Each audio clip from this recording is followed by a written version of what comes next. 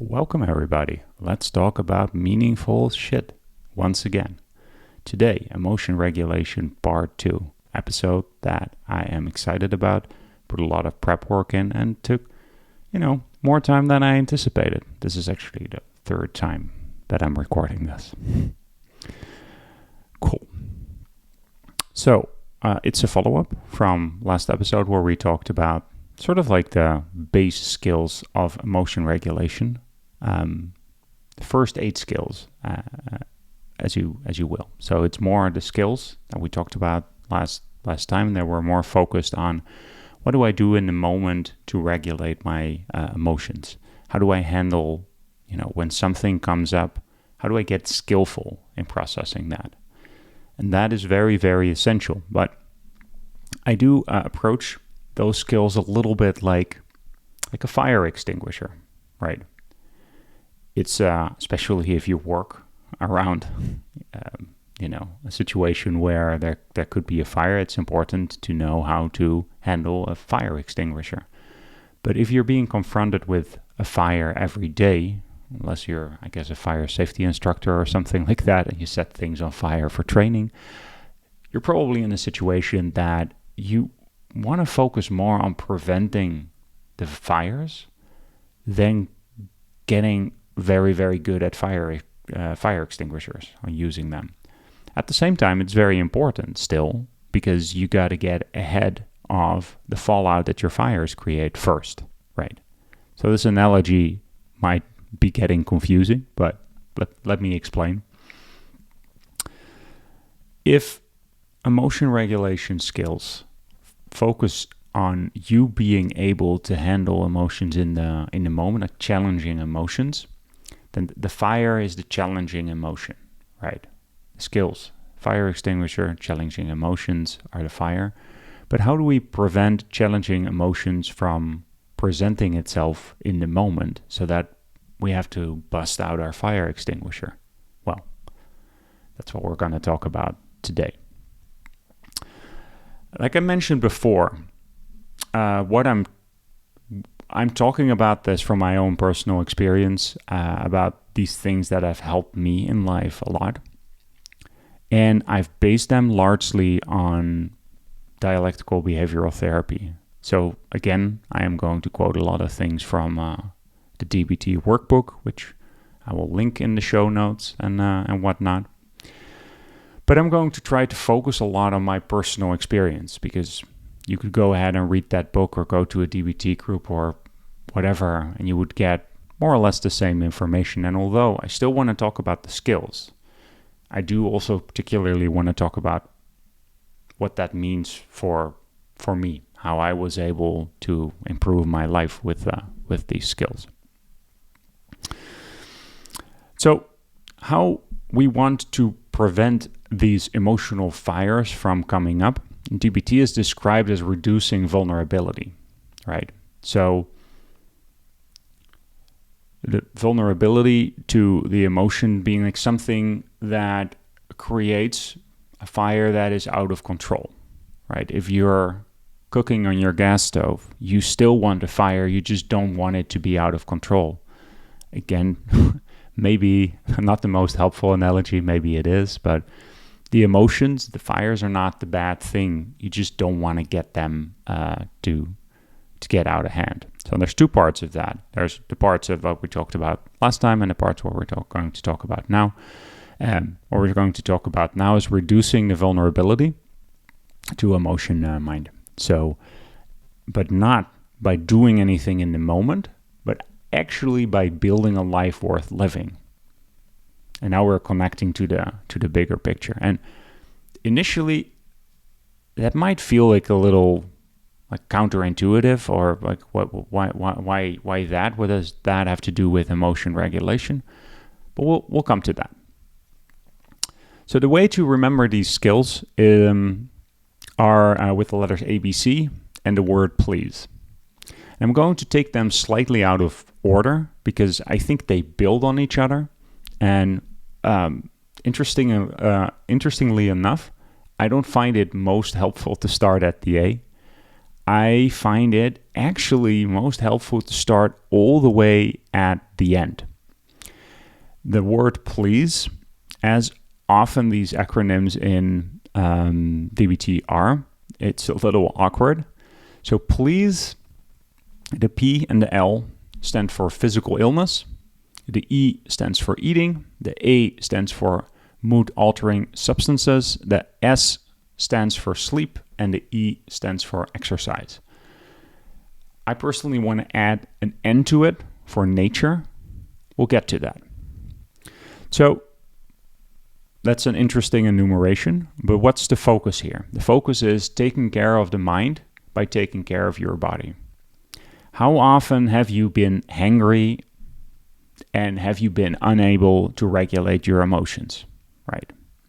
That happens a lot to a lot of us. And from a certain perspective, that's just kind of like how life is, right? We can get a pass once in a while if we haven't eaten.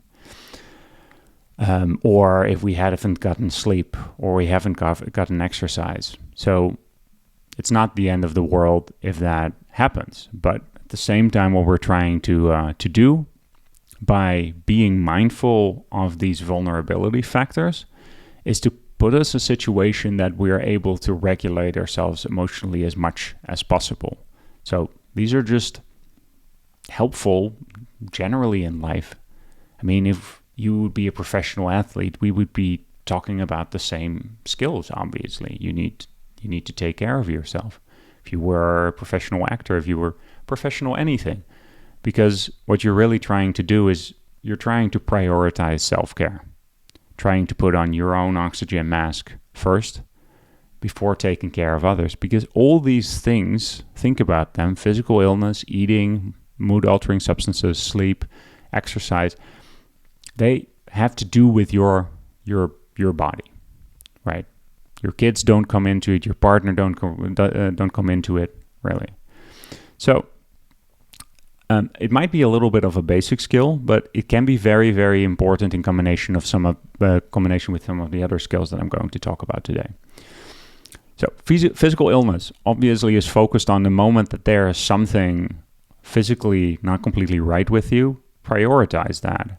There's lots of people that I know that get a weird type of pride that's accompanying with working through physical illness or something like that. And it's just not worth it. And if you're doing that for work or something like that, chances are that it's going to influence things in other situations that you might find more important. It's going to influence them more. You know, some people can get severely emotionally dysregulated at work as well. So it is all part of the equation. But it's just important to realize the moment that you are under the weather, you treat your body well to allow it to recover. Balanced eating comes into the same principle of taking care of your body. And some people like nutrition, some people hate preparing nutrition and thinking about it, and they find it a nuisance to have to think about in the first place. And I understand those perspectives. What it comes down to is when you balance your eating well, or eat at all, that's where the hangry comes in. It does affect the way that, the processing power in a way that your body requires. Like if you're dragging yourself through the day because you haven't gotten your proper nutrition, and that has something to do with the proper nutrition, but also just following your routine, so you haven't done what your body expects you to do, that is not going to be great if you encounter a situation that is emotional in nature. So if you encounter that flame, it's going to get out of control. The same goes, it kind of goes without saying, the mood-altering substances. That's even more basic than the others. Everybody kind of knows if they're getting drunk and then an emotionally hard situation comes up, it's going to be a shit show. But that doesn't prevent people from using mood-altering substances. And I'm not even talking about like hard drugs or something like that. It can be something as simple as drinking 10 cups of coffee if you know that there's going to be a challenging meeting coming up, and then you're jittery as fuck, and like nothing good is going to come out of that. So they all tie into getting your body in a state that is well regulated. The same goes with sleep. Honestly, that's the most important one. I have a bunch of rules about my sleep hygiene and getting the amount of sleep that I need. Because what I find interesting about when I get less sleep, I feel that my situational awareness just decreases. So I kind of feel like I'm still operating normally, but actually deep down underneath, that is not the case. And then when I do get a night of good sleep and I look back on a day like that, I'm like, oh my God, what was I thinking? Well, I wasn't, because I was exhausted, sleep deprived. Still, at the same time, these things are part of life, right? So there are situations where you are not going to be able to balance your sleep. Maybe you're doing intercontinental flight. Maybe, I don't know, you have a baby that is crying a lot. So the skill is not about if you miss one of these marks that is like a carte blanche to then fly off the handle. It's as much preparing to handle emotionally vulnerable moments, as well as like avoiding them at certain times. Like if you know your sleep's been shit, there is something to be said, and again, there's a skill coming up, to not engage with certain type of emotional situations, right?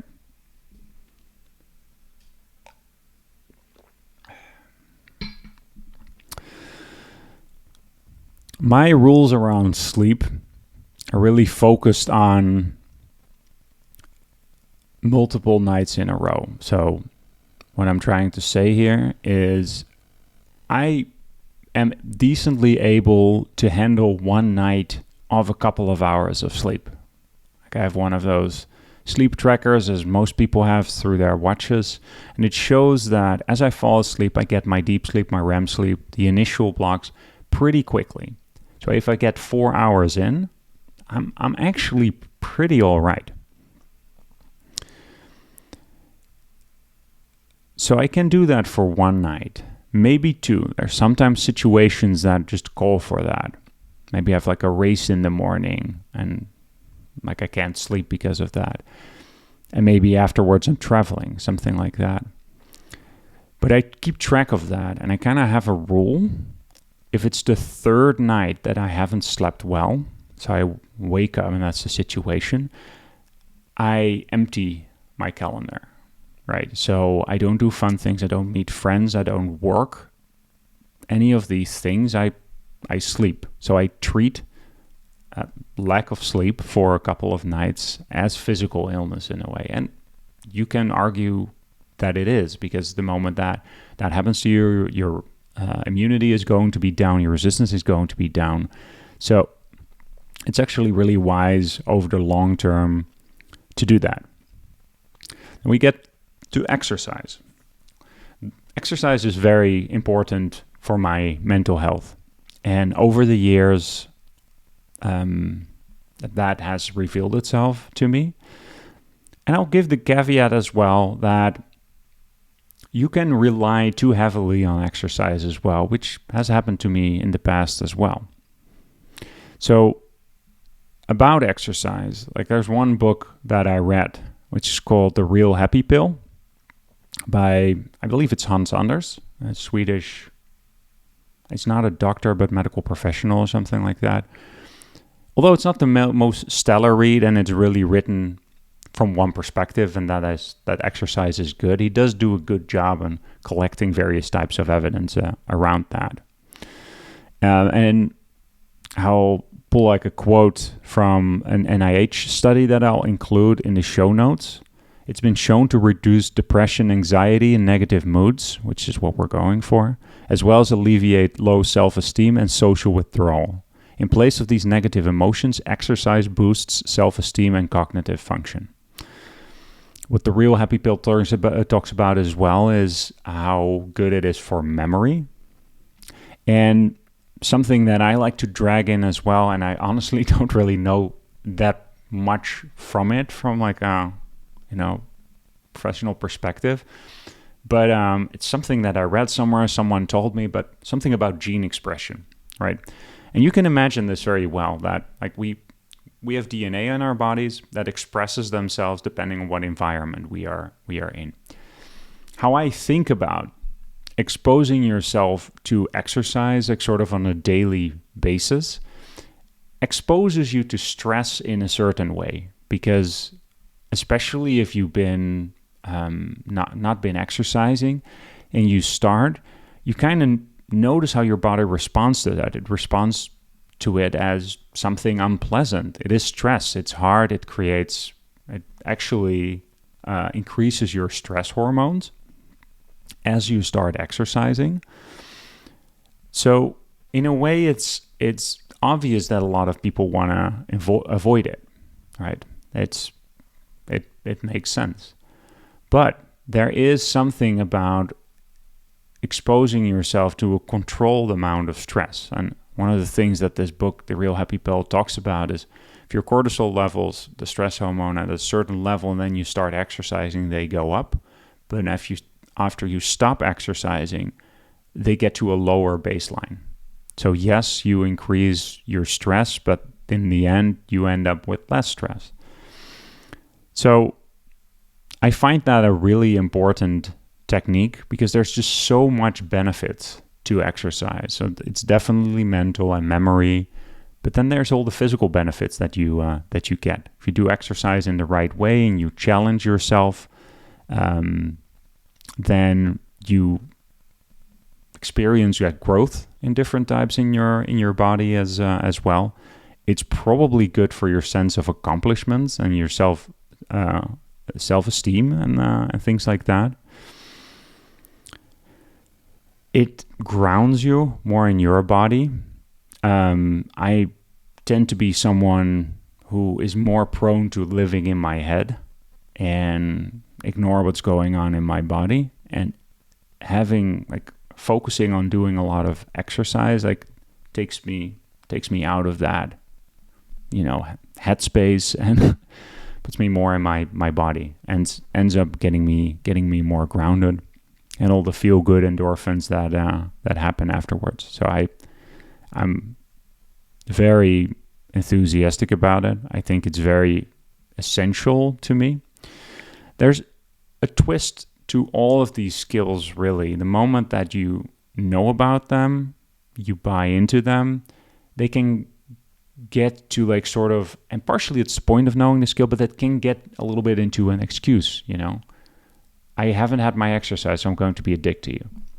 I haven't eaten, so I'm going to snap at you. And again, it's not meant to be used in that way, right? It does allow you to make the decision that you don't want to engage with a specific situation at a specific moment. That is absolutely true. But it's not, you do not suddenly have permission to not emotionally regulate yourself because you're missing one of these checkboxes, right?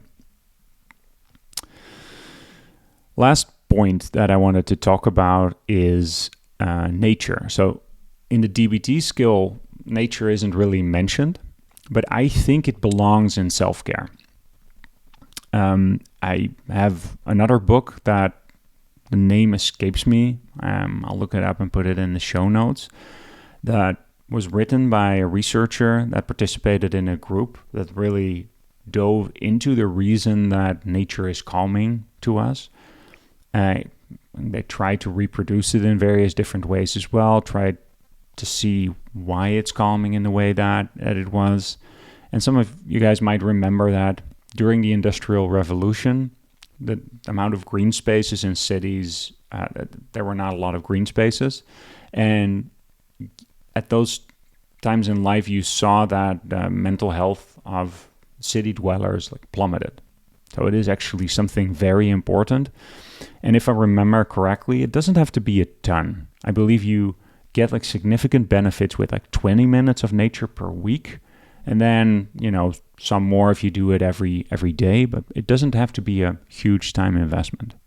Another thing that I remember from that book is that they talk about fractals. So fractal is a geometric shape that has a fractional dimension. And many famous fractals are self-similar, which means they consist of smaller copies of themselves. And a tree is like that, right? How a trunk relates to a branch is how a branch relates to a smaller branch. There's a certain ratio there. And our brains evolved in an environment where there were a lot of fractals. So in a way, we are really good at processing them. So good that it can be relaxing compared to staring at geometrical shapes, right? That you find in an urban environment. The same goes for the sounds that you get exposed to. We were, we were all evolving like bird sounds around and like wind and water and stuff like that. So exposing yourself to those noises and surroundings and visual stimulation is very important to get to a regulated state.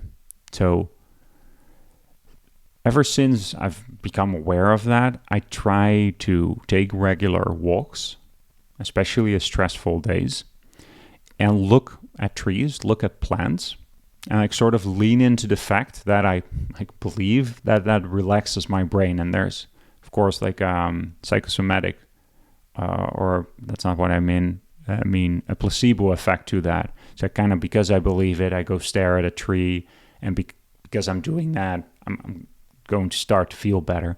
So in a way, you got to find your own things that work for you. I think that there's something beyond the placebo effect, being around trees and plants and stuff like that.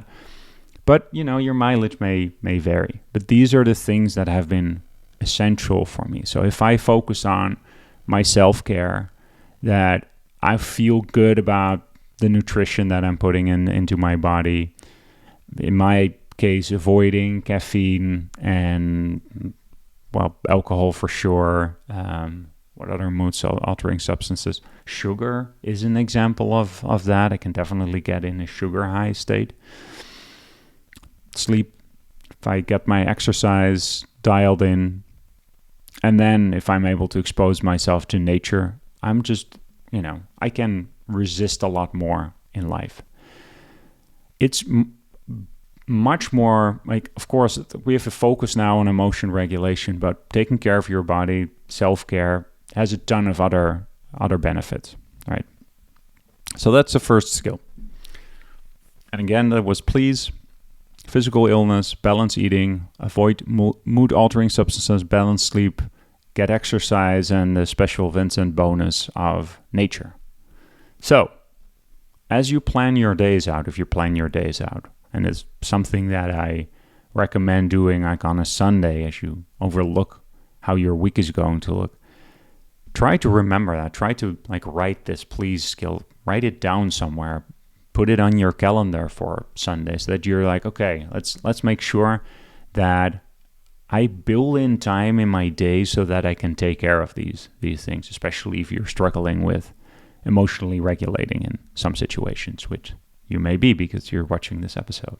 Or maybe a loved one does. So now let's switch to the ABC. And I'm going to keep doing things in reverse order because I'm going to start with the C, which stands for cope ahead. And coping ahead with emotional situations.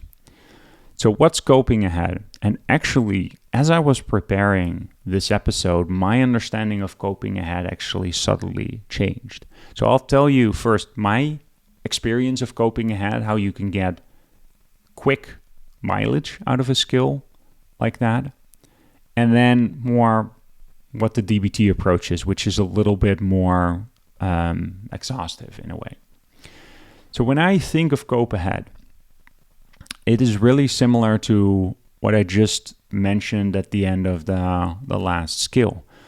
To look ahead, to actually be aware of what's coming up in your day, in your week, and making sure that you've addressed the please skill. Honestly, so that you know, I'm going to have a busy week. This was actually an example for me. Like, I have a coworker who is out of town. He's on PTO, and I have to take care of a lot of stuff. And this is busy season. I work in technical sales in the software industry, so June is pretty much, it's pretty peak season for me. So coping ahead partially is just being aware of the future, just being aware, oh, damn, this is going to be a tough week, and just giving yourself permission to plan breaks. So I try to go into my calendar, put breaks on my calendar that I'm not going to do anything else, right? So that's like sort of a low-level coping ahead. It's just looking what's coming up, making sure that your please skill is addressed, that you're getting enough time to sleep, exercise, etc., etc. Very important, but just doing that is, in a way, it is coping ahead, but it's not particularly focused on handling one situation that's going to be very challenging in the moment. So if you look at the cope ahead skill as they describe it in DBT, it's really focused on going through the emotional labor of addressing an emotional situation beforehand. And this is actually a sort of a cool trick, because you might have read that, seen that in other sources.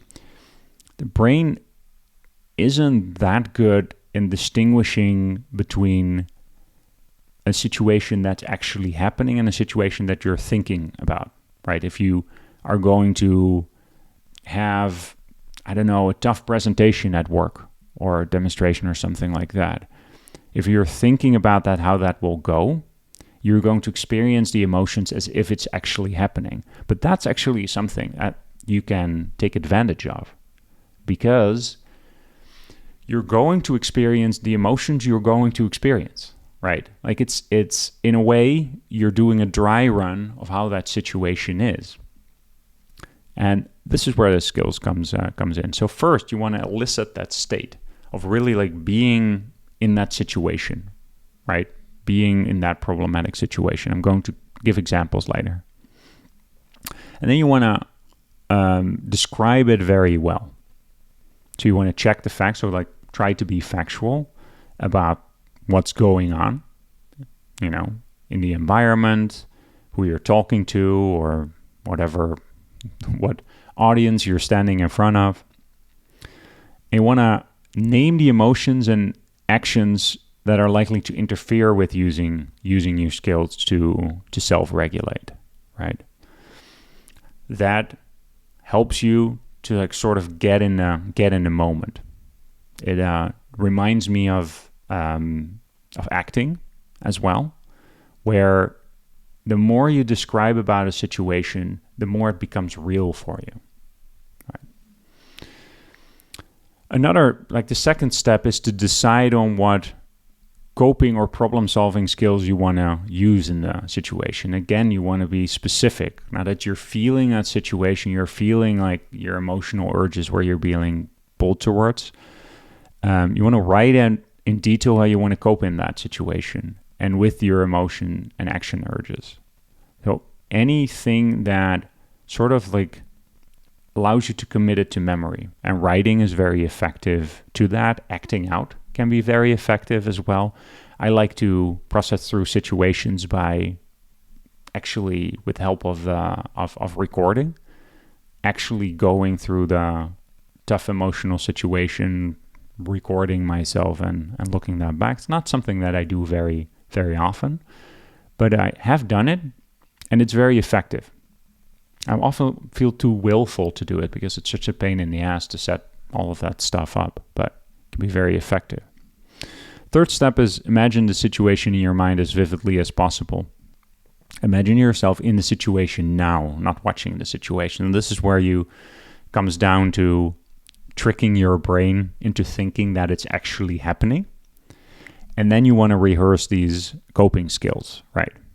So the beginning of this skill is a little bit more, focused on the analytical part, describing the situation, deciding what the skills are that you would want to use.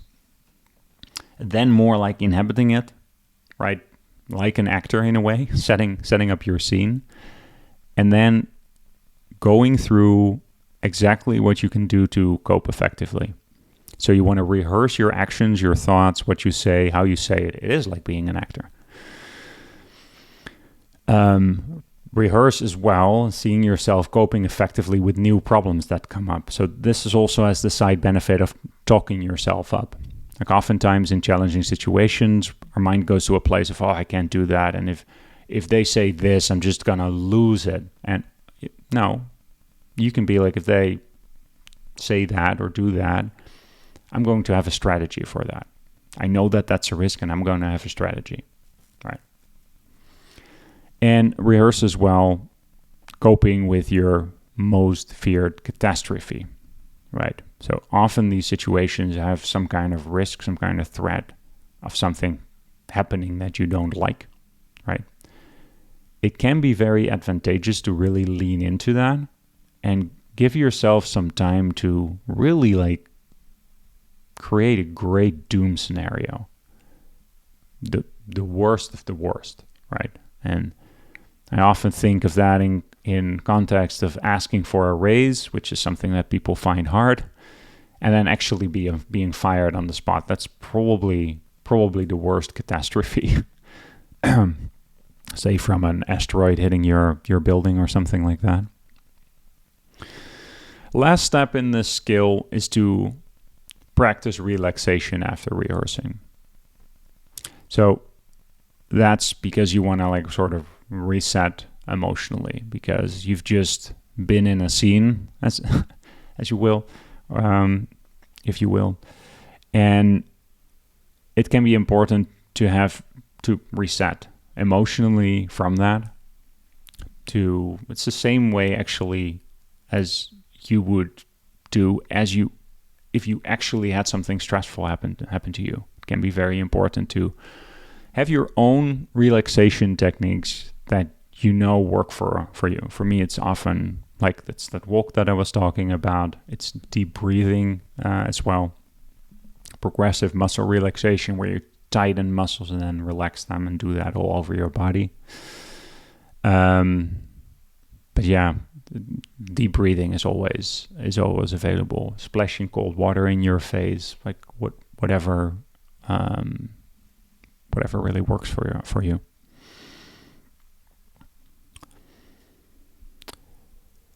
I have some personal examples, and I'm actually thinking of something that was actually kind of funny. So this is the third time I'm recording this episode, right? And this is partially part of the work of doing a podcast like this. You record it, you get to a situation, you listen back, and you're just like, no, there's just some elements of it that I don't like. And because it's like a sort of a single take kind of thing, I don't really edit it. And I like material myself where it's not like really edited like that. I like more like a conversational style. It makes it really hard to go in and, insert something new. I could, but I prefer to do a whole new take. So as I was actually listening to my own recording, walking outside, I actually got very frustrated with the fact that the quality wasn't what I wanted to do, or the quality that I didn't want. I'm getting very self-conscious now. Before I know it, create another take that I don't like. But that created in me one of these situations where I realized that when I'm going to engage in like a creative endeavor, is that I need to cope ahead with the situation, that when I'm done with the creative endeavor, that I can be frustrated. I can be, you're putting a lot of effort in it. In this case, like I get up really, really early to do it, but I have work goals coming after. But I can go through that situation where I just described the situation to you, recorded something, listening back to it, realize that I made some mistakes, some editing mistakes, or I don't do a lot of editing, but audio, video syncing mistakes. Won't bore you with the details. That was the situation. So the problem-solving skills in this situation that I would wanna use is to slow down. The mistake that I've made in these situations of wanting to push things out too quickly through the pipeline, put like episodes live, and one of the problem-solving skills I have here is to not do that. So whenever I do my quality assurance rounds, make sure, although maybe at first glance things look well, give time, resist the urge of actually putting things online. Imagine the situation in my mind as vividly. That's hard to talk about, but I can think about it. I can feel that frustration of seeing those mistakes and being like, shit, like I got to do the whole thing again. And coping effectively in my head is partially I've learned something where I don't get in that emotional situation quite in the same way, because I'm not just going to throw things live. I'm going to give myself time to properly review it. So that's partially like a different type of coping hat, because I'm avoiding that emotional situation for myself. But for the rest, if something similar happens, maybe I decide that this take that you're watching, or maybe not watching, but that I'm not happy with it. That's like in the situation that I want to rehearse, is that it's like maybe the worst situation is actually that I didn't record well. The video is not being captured correctly, or the audio, that's going to be really frustrating as well. But as I'm doing that, I'm like, have skills for all of these, right? Skills involving being like, okay, well, if that happens, I'm just going to invest more time in it. And every time that I do a take, the material is going to be better anyway. So if that's how it has to be, I can live with that. Practicing relaxation after rehearsing, that's kind of hard to do on camera. I can do a couple of deep breaths.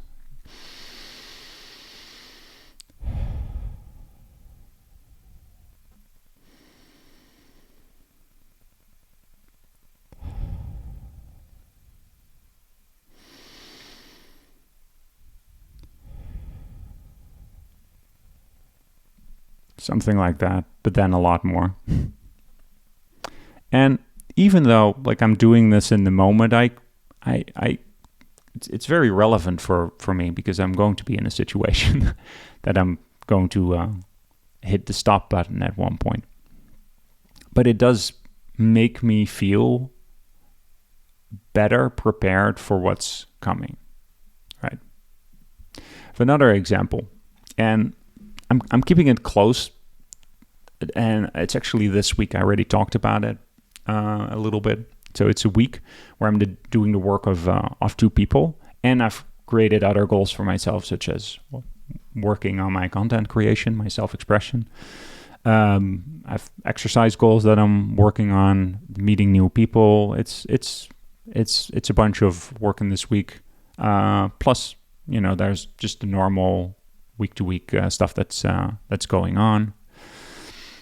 And the situation that I'm describing the situation in a way to you is like I have a lot of back-to-back calls. I have some of the calls that are important with for the company that I'm working for, and I feel obligated to do everything. Right, the moment that people ask me questions, to immediately start answering that, even if I'm on calls, and oftentimes like feeling guilty in situations where I can't quite get to answering people. And I'll then get into a state of decision paralysis, right? Where I'm don't really quite know what to do. I'm just busy and I'm just like sort of wasting time until the next call starts. And, that's kind of like a doom loop. So the skills that I want to use during this week is opposite action. So not doing what we talked about that last week. Not giving into the emotions, right? So not doing what I immediately want to do, and that is react to a situation. I want to pause things. I want to put a pause in situations so I reflect on things first before I respond to a Slack message or something like that. Second, I do want to lean into problem solving. If it is something that after I've reflected on it, I feel like I really have to do, I want to solve it in an effective way and not like blow it out of proportion. I am prone to not just solving the immediate problem, but just trying to tackle world hunger while I'm at it. So just trying to scope it down to what needs to be done.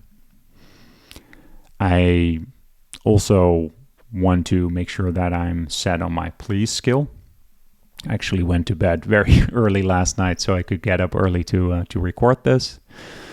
Prioritize my goals so that I'm taking care of the things that I want to take care of in my week. So that comes down to exercise as well. Practice a skill called Dear Man, which I will get to in a different episode, but it's interpersonal effectiveness. So making sure that if I have some kind of interpersonal situation with someone where I have to make a request or give them some feedback, that I'm using a framework to do that I'm doing that in an effective way, and focusing on dialectics. So in form is that what dialectics in this context means is that two things can be true at the same time. The classical example is I want to radically accept what is and I want to change. These things seem diametrically opposed, but they're not really. There's a middle path there. So in this situation, I want to walk the middle path as well. So that was the problem-solving skills that I want to use. Imagine the situation in your mind as vividly as possible. The funny part is like I'm kind of like in it right now. I'm in the middle of the week now. It's a Wednesday morning, 6:12 a.m. I have my first work call at 7 a.m. So I'm in it right now. So I'm going to feel overwhelmed. I do feel slightly overwhelmed. Luckily, I'm not tired because, again, went to bed very, very early. I want to hide, procrastinate, act unskillful during downtime in between meetings, and want to snap at people, at those around me. So that's. I mean, usually when you go through this skill, it's more focused on getting in that emotional state, right? Again, like an actor entering a scene. So I would take more time to really imagine that. Like that's not that interesting to look at or listen to.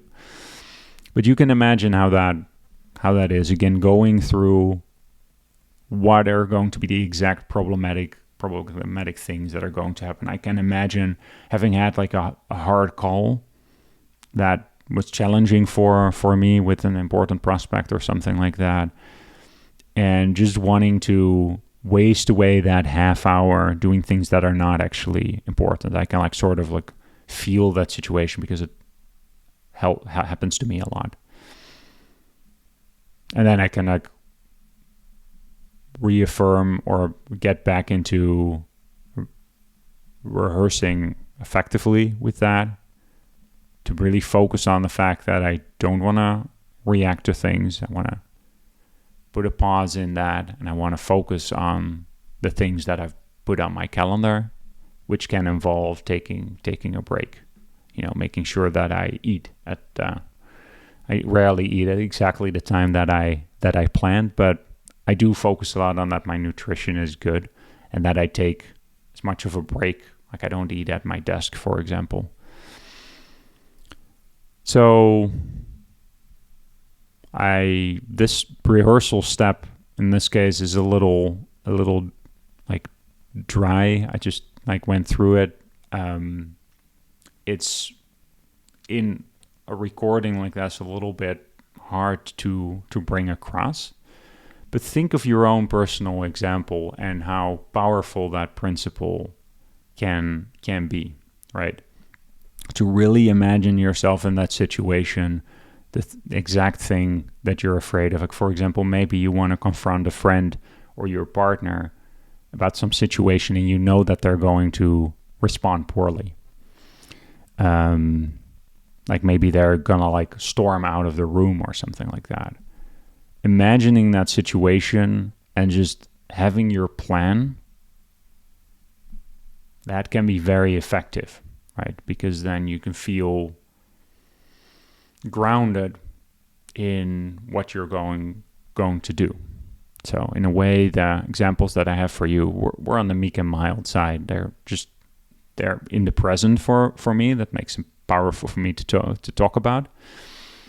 But you can use this very effectively against like more crisis type of activities as well, or confrontations, or whatever it is. Things that are related to like serious stuff in your relationship, for example, that you know is not going to go over well. Yeah, so that's the cope ahead skill. We have 2 more skills on my list. And in a way, the C skill, so the coping ahead, and the please skill, they're a little bit more in the ballpark of the skills that we talked about last time, right? They are still pretty decently like in the moment. They're preparing for reducing your emotional vulnerability, but they're kind of still like all short-term kind of things. Like the examples that I talked about is things that are going to happen in my week.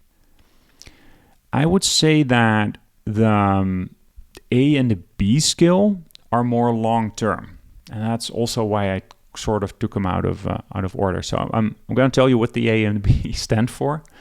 The A stands for accumulate positive emotions, and the B stands for build mastery, and they kind of bleed together. And why is that? So accumulating positive emotions is focused on, in order to reduce your vulnerability, you want to make sure that you ground yourself in positivity. Not toxic positivity, but positivity nonetheless. There's short-term focus there, and there's a long-term focus as well. The long-term focus on, if you're long-term focusing on making sure that you have positive emotions in your life, bleeds into building mastery as well, because they are related, and I'm going to take you through that. So short-term, why is this a principle? Why is this present in DBT? Partially because it's a therapy modality, right? So people that are trying to regulate their life through DBT are sometimes in really, really tough situations, right? Abusive relationships, addiction, things like that. Sometimes when you're in a slew of negativity or in a very tough situations, people just don't do anything positive in the short term, right? If you have a family member that is very sick and you just have to go to the hospital every day, it feels very selfish to plan something for yourself, to take care of something that's not even needed, not even like something like sleep or something, but do something pleasant, right? In some situations, that can be warranted, like life is like that sometimes, but what I notice, and especially in like my male friends, is that they don't often take care of putting positive things to do on their calendar. And like, I mean, me as well, because often I think about positive things in a way of like, okay, but how important is it really for me? Wouldn't I like to be a little bit more productive instead, right? So DBT skill talks about building positive experiences now, so that's the short term, and being mindful of positive experiences. That's also very important. Maybe you have fun things planned in your day. Maybe you're getting a massage, or you're going to the movies, or something like that. But then instead of doing that activity, you spend that time worrying. Well, that doesn't help. So focusing, being mindful of what you're doing is very important. And then as well, sort of the polar opposite of that, being unmindful of worries. There's a time and a place to worry. Worry comes with its benefits. But as you're building positive experiences in your day, in your week, it can be very advantageous to when you're planning positive experiences to really commit to that being a positive experience and not having worries take over. There's going to be a time to worry. There will be a time for that. Now, this advice might apply to you, might not apply to you. I know people as well that avoid worrying by just doing positive experiences and just being in the moment and ignoring their responsibilities. Tends to not be the case. I see that less than the other way around, but do reflect on that if you're one of those people. Maybe for you, the solution is not to plan more fun stuff, right?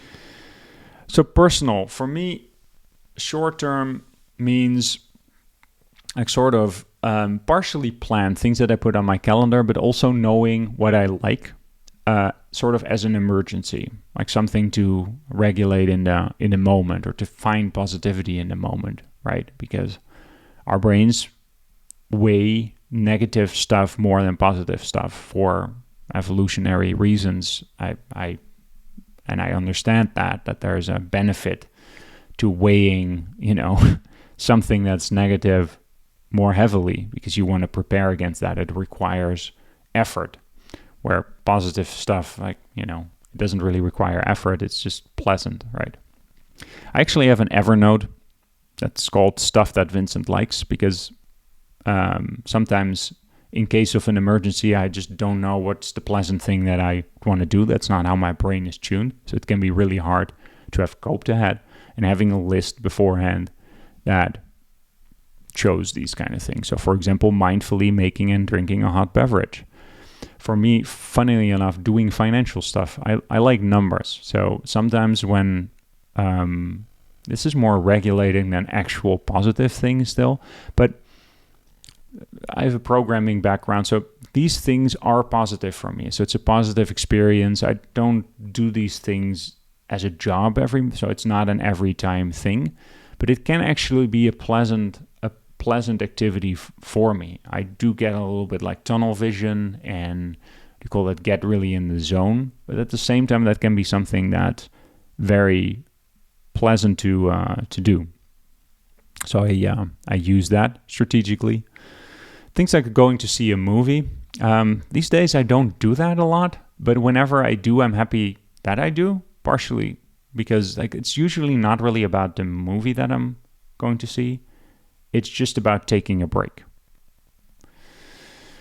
Workouts for me fit in there as well. That was related to the please skill, but it is positive. There are positive experiences when I do that.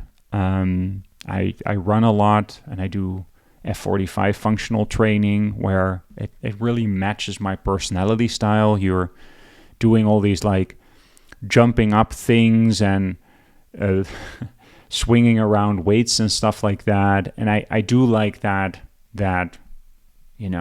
explosiveness of it. And you switch around stations a lot as well. So it's very, you switch it up a lot, which is different from running. Running, you're just, doing the same thing a bunch. So they do something else for me.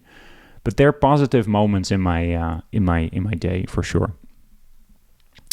Interacting with animals is high on my list as well. Whenever I get in a situation that someone's bringing a dog to work, or like I'm able to spend some time with my own dog, it's just a positive experience. It levels me out as well. I have self-care on that list as well. That has to do with the please skill. It can be very pleasant to do self-care, even if it's things as like getting a haircut, and like a nice haircut. Reading is a positive experience for me. surprising someone with a favor as well, right? It's if you become dependent on them really appreciating what you've done, like that, then it doesn't work anymore. But just doing it for your own pleasure of doing someone a favor can be positive for me as well. Key with these things is to not make it compulsive, to get into a state of like I need this or I deserve this or like things like that. Positive emotion. It's about the emotional state, right? So it's not about getting just a dopamine hit. So, for example, you can otherwise revert to like vegging out and doing non-restful activities, and then you can just that feels pleasurable in the moment, I guess, but it leaves you agitated. Like scrolling on social media is a good example. Playing games on your phone, oftentimes reading the news, things like that. Watching pornography in a way like that. In the moment, it seems like positive and a good idea, but generally afterwards, there's downsides to engaging with that. So I these days avoid all of that. Like you never escape completely from reading the news, right? But almost completely. And I do have stints of that. I play a game on my phone, but I tend to delete them pretty quickly because they're not really positive experiences. They're dopamine hits. It's like it does create like this little blip of pleasure, but in the long term is like more dragging you down than the other way around. And your mileage may vary, right? Then there's the long-term part, and this is where building a life worth living comes into play, right? So the main reason I read this very fascinating book by Gabor Mate, In the Realm of Hungry Ghosts, about like hardcore addicts that he worked with. The main reason that addicts stay addicts is because they don't build a life worth living. So they are in a situation that their past sucks, is traumatic, their present is barely bearable, and their future is bleak. So in that situation, yeah, it kind of makes sense that you stay in an addiction because you've got like nothing really going on for you that much. If you're building a life worth living, I also think about it of egoic versus egoless, right? I'm not a hater on ego. I think that that's a very essential part in life. That's like sort of the existence that we find ourselves in. We have to be selfish to survive. Survival is optional. That is true. Clinging to survival is something that you can stop doing. But I do feel that have a purpose of taking care of ourselves and ensuring our survival as long as we can. We're kind of programmed for that. But there is egoless stuff, altruistic stuff that you can hang into or lean into as well. So instead of asking, what do I want from life? A more powerful question would be, what does life want from me? Which is a quote by Eckhart Tolle. Right? So not just focusing on what do I want, what do I deserve, but more like, where can I, through which way can the universe work through me, right? What skill set do I currently have? What set of ambitions and passions do I have that create some kind of value, the value that I want to create? And note that all of these they're not absolute, they're preferences of you. So that means that you can't, or you can if you want to, but I don't recommend you get very self-righteous about those things. I'm doing these things, and other people no. Other people do what other people do, and I mean, this is a little bit of a tangent, but I feel like I mention it often, and I'll mention it again. if you're working on yourself, you're going to see a lot of people that are not working on themselves. If you're spending time practicing these things, learning about emotion regulation, interpersonal effectiveness, and your family might just still be doing the same thing. And that doesn't feel fair, and maybe it isn't fair, but it ultimately still creates a better life for you, even if you have to be the one that builds up all the skills. So the fact that other people aren't doing it, again, doesn't give you a carte blanche to then act out and do whatever, right? Hold yourself to your own standard. Don't compare with other people how well or how bad they're doing it. It doesn't matter. It's about your preferences, the things that you want to grow in, not what other people are doing.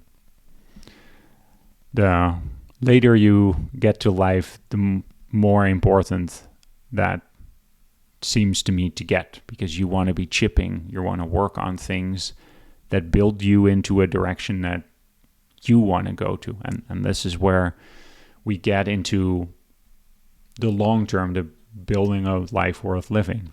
Because really what we're going to talk about is just we're going back to the episode Values About Values, right? Really, when we're talking about long-term building positive emotions, it's not about getting more pleasure, getting bigger cars, getting more sex, getting more money, because these are all fleeting things. It's fine to have these things, and we need these things, and etc. But they're more related to dopamine hits. They're more like blips that short-term, in the moment, motivate you to do something, but they're not the type of things that come from work that is important to you. If you're talking about like getting money, that's work that's important to someone else, because that's where you're getting paid for it. Now, that's not literally true in every sense and in every situation, but it oftentimes is. Like, money is your reward for doing something that someone else doesn't want to do. And I'm not trying to be bleak in a way, just trying to focus on like where these stimuli come from. And the things that are most important in life, I think, do not have those dopamine stimuli attached to it. There are not instant gratification things. This is where the long-term stuff comes in. So there you want to avoiding. So not do the things that you know that you want to be doing. Identify the values that are important to you. Go back to my episode about why values are so important and how do you do that.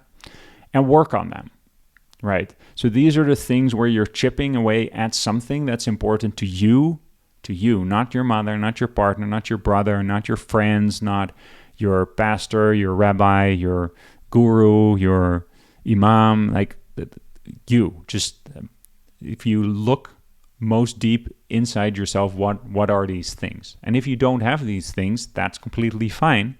I feel you. I've 100% been there. But then that's your work at that moment, because these preferences, they don't magically appear. Like, some people really refer to it as like their innermost things that were always there and blah, blah, blah, something like that. And that can be their experience. And that's wonderful if you have something like that. But for a lot of people, like for myself as well, it's actually been work to cultivate. Like, you have to try little bit things left and right to see what like gels for you. What are the things that you can stick with, right? So it's really focused on it's really important to keep working on that. Making small action steps towards your goal, towards the person that you want to be. And first, before I tell a personal story about that, like, why is this important? What does that have to do with emotion regulation? What I very clearly notice, and this is, I believe, the reason that the skill is here where it is in DBT as well, is the moment that you feel like a fulfillment, you feel on being on your path, that creates so much more calm in yourself that you can handle a lot more shit that's being like thrown in your direction, if you know what I mean, right? So it just creates more resilience because you know that you're doing you right. You're taking care, the self-care part, and you are growing in the way that you want to be growing. You're doing the things that you want to be doing, even if there's no monetary rewards, if there's no like all these things, all these common things that people normally tell you. I have to caveat that immediately.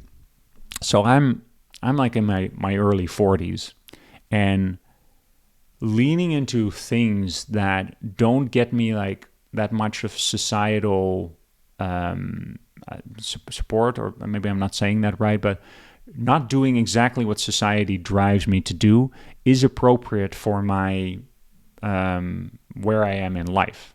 Like I have a career that I've built up over the years, and that allows me to live a comfortable life. Like in a way, I've built up a lot of skills.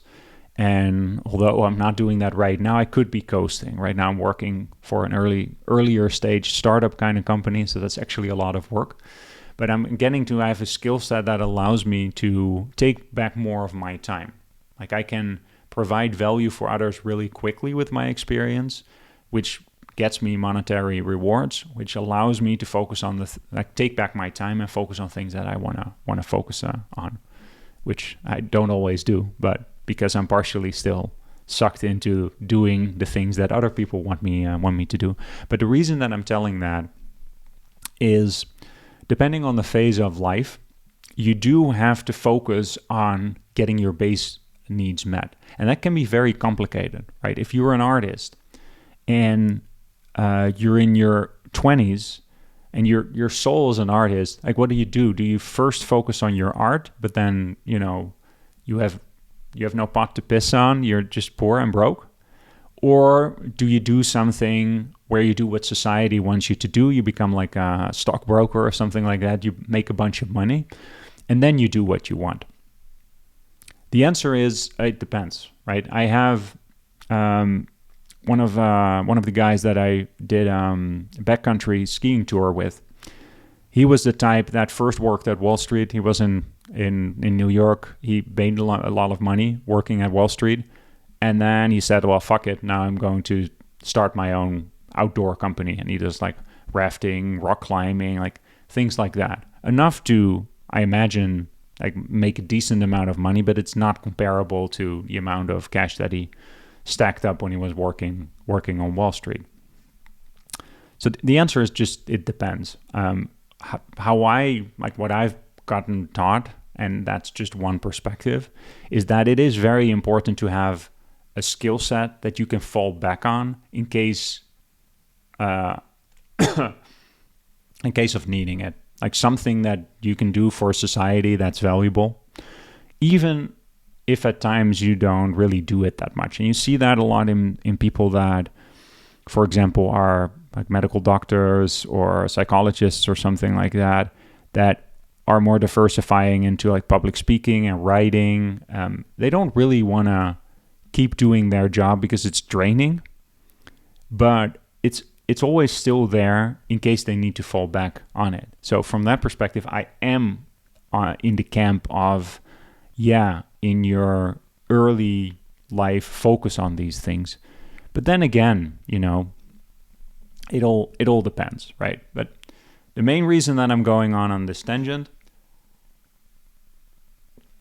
is that I want to underline that there's two sides of the coin that you have to choose carefully.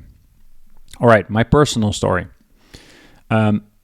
Obviously, I refer back to the values episode, the value of values, and doing this podcast is, for example, an example, that's great, of doing things that are in line of my values, right? So for me, it's self-expression. I get to talk about the things that I think are important, that I think people should know, which is vulnerable, by the way, to do, because people could criticize me for that. And contribution as well, because what I hope is that I get to speak to myself 10 years ago, provide that information that I didn't have 10 years ago.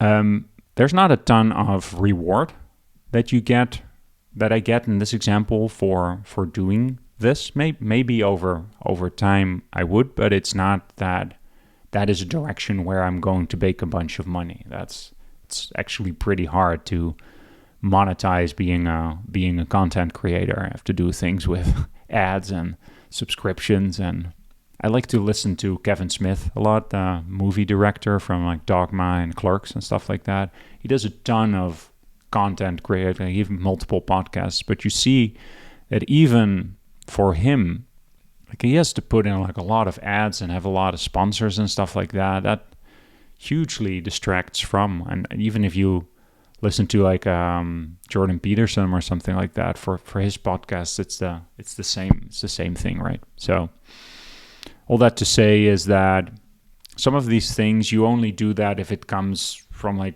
inside from one of your values. Cool. So that's an example for like a long-term life worth living that I'm working towards. A ton of examples are from a personal development perspective as well. So doing DBT, doing my various types of work where I'm addressing childhood wounds and stuff like that, where I'm trying to take responsibility for it myself, to focus on where are the things that I haven't matured fully, how can I mature those, versus being in victim mode of, oh, my parents should have done this or that better, and being resentful, which is hard sometimes. And that's the long-term accumulating positive experiences. The last one that we have remaining is to build mastery. And really, for me, these bleed together so much, the long-term accumulate positive emotions and the build mastery. Because what's building mastery? It's really for your self-esteem, to plan something, to build a sense of accomplishment in your life. So as far as I'm concerned, that's those long-term positive experiences. So, and maybe I made that distinction. Maybe DBT would do it in a different way and actually shove everything that's learned long-term into mastery. Who knows? So examples for me of doing something that builds accomplishment, as I mentioned it already, like working on personal growth, of seeing that I am able to handle emotional situations in a different way, being more empathic, like seeing other people's perspective, and exercise goals. Goals are great for like just moving the goalpost continuously and doing something that you haven't done before, especially if you switch up slightly what you're doing. So I think that there's always like a good sense of accomplishment in that. So build mastery is focused on planning in your day to do something every day to build that sense of accomplishment, to find whatever value you feel is important and put effort into that. Planning for success, not failure. I see that often in people that have a lofty goal, but then know that they're not going to actually do the things in a way. So they want the outcome, but they're not really on board with doing the process or planning for that process. So planning for success means doing the things that will get you there versus setting you up in such a way that you keep failing over and over again. So that means starting small. And an example that I have, I've multiple times in life tried playing the guitar. And in this case, this is not something, if I just look at my values, that isn't strong enough in me. It doesn't vibe enough with my personality, maybe sometimes in the future. But what I've noticed when I did that is I would create goals that were more related to doing things that were outside of my capacities. I just wanted to be like a really good technical guitarist instead of having a simpler goal of playing songs with like one scale or two scales. And it's hard enough because you have to switch and you have to keep measure and stuff like that. But I didn't plan for doing something like, I didn't plan for something that I could actually be successful at in like a span of a couple of weeks. So then like sort of you at one point just lose interest because you're trying to build up to something, but you're playing something that's so difficult that you play it at 1/8 the speed and you're not consistent, etc. It doesn't really work. So you have to make the difficulty, like you have to dial it way down to get somewhere. Doing the thing is more important because you never know what it's going to turn out into. Third step here is to gradually increase the difficulty over time, right? If it is too difficult, do it something that's a little easier. Plan that. And for me, example is this is the third take of the recording, and one of the things that I made easier on myself is more notes, so that I don't have to think about these things in the moment, and take out things that I didn't think that worked really well. Step 4 is looking for a challenge. So if something is too easy, try something harder next time. So that's the polar opposite of the previous point. So I think building mastery really speaks to itself, and it's another one of these interesting ones that's in the DBT skills here, where it's partially focused on, again, remember that a therapy modality is focused on people in all kinds of like phases of life and proficiency. So it can be, for me, it seems pretty obvious, right? Like for me, that is not that surprising to me that you have to build mastery in order to be resilient for the rest of life, because I just kind of know if I don't do that, I get crabby. It's the same thing with exercise. At this point in life, I just know that it's part of the upkeep. And if I don't work on mastery or like sort of doing what the universe wants me to or whatever, or you can frame it if that makes you heave, in the direction of like focusing on what your preference is, that you do not really have a lot of incentive from the rest of the world for. That is very essential for just feeling good, for self-esteem. It reminds me of that book that guy wrote about the 10,000 hour rules, that you have to do something for 10,000 hours and then you become proficient at it. The main thing that I relate to there is like the aspect of deliberate practice that he talks about, so that anyone who becomes really, really good at something is great at setting a goalpost that motivates and then moving it and moving it and moving it and moving it, but not setting out to do something that's impossible, right? I find that building mastery is also really helpful for like, it's almost like a spiritual thing for me. Is like what I said is, it helps me to not veg out or dopamine seek. It helps me to be like, but I don't care about what other people are doing. This is what I want to do with my life. If other people are vegging out and watching porn and seeking dopamine and eating junk food and whatever, that's fine. That, you know, I don't have to stop doing things because I do those things better than other people. That just leads to a mad comparison game that doesn't create that much more happiness, which something that in my 20s I was very, very prone, and 30s even, very prone to.